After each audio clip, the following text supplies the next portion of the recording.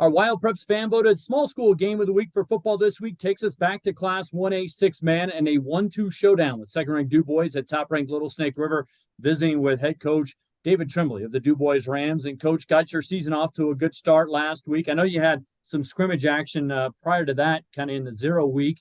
But what'd you take away from your team's performance against Hewlett last week? We kind of struggled with some assignments early, and they were able to score on us twice real quick, or back to back, and we swapped scores and that kind of thing. Call a timeout, got those issues fixed, and people settled down, and that kind of stuff. And then our defense played pretty strong from there on out. And I was happy with for a game one that wasn't too bad. The offense, seemed to click a little bit. We've got some blocking adjustments we definitely have to make for this week, and changes and so forth. But for a first game out, not a bad game at all. Like I said, I guess I picked out maybe 10 plays in the first game that we could do better. And I mean, obviously we always do better in everything, but there are 10 situations that we definitely need to improve on. And I didn't think that was too bad for the first time out.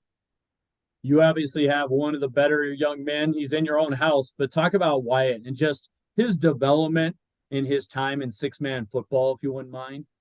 It's really been amazing. We've had, he's looking to play college football, and a lot of the coaches ask me different things and so forth. And they ask if, is he a smart football player? And I'd be honest, he's smarter than I am. And not that I'm all that smart. But when it comes to football, he knows it inside out and backwards, and he knows our stuff inside out and backwards. Of course, he's been playing it since sixth grade, along with his teammates. And that's the other part, is they all know each other. We've got a couple of new kids that are definitely help. But that core of 6 or 7 of them that have been playing together for so long, is a big help. But I really think, I don't know, is it his physical abilities that's the best? Is it his mental? Is it his mental toughness? Okay. I can't choose which one's the best right now. But he does a good job, and we're lucky to have him. That's for sure. Me too. Talk about another guy that I think kind of gets hidden in his shadow a little bit, and Jonah Ord, who's also been, I think this is his 4th year as a starter for you. Yeah, and Jonah he started also as a freshman, and he is a hidden. He's one of those dark horses. He's back there, and he had a great game. Against Hewlett as well. Some of the big numbers that Wyatt did and so forth. But Jonah's 9 plays, 124 yards, and you're the fullback.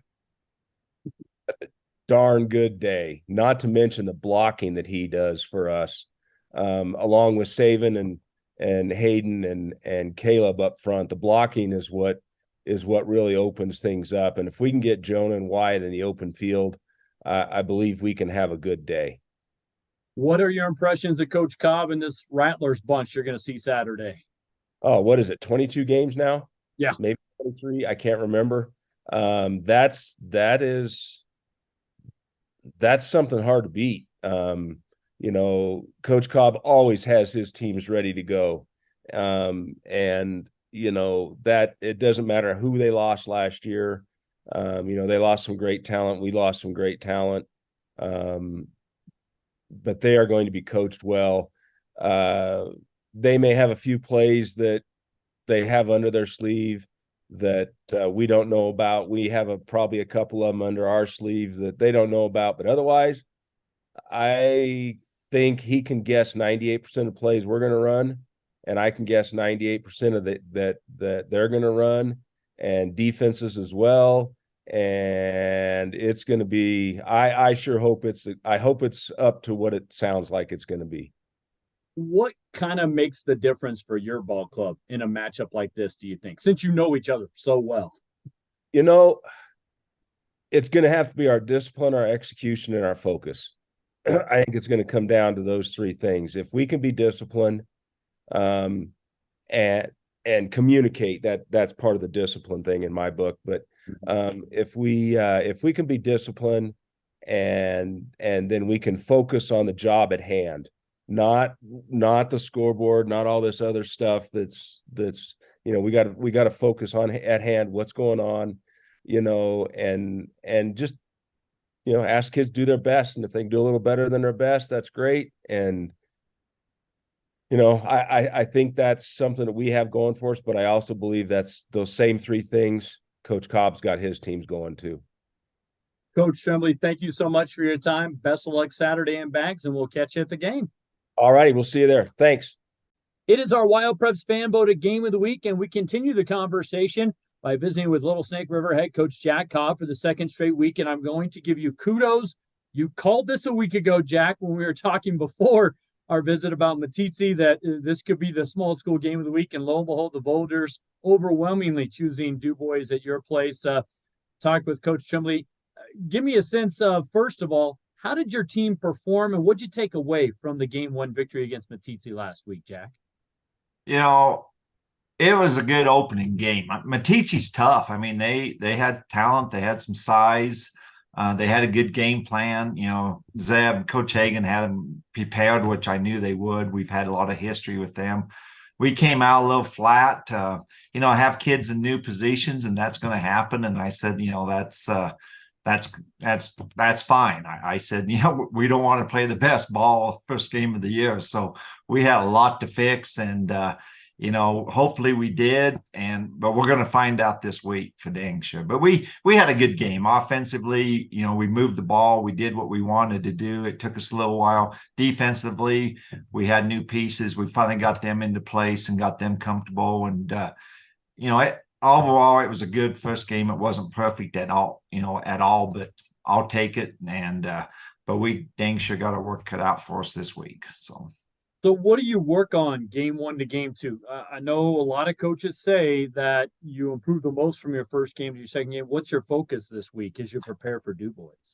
For us, I think it's just more, schemes and what we saw kids being out of position and not being, in a position where they've been used to.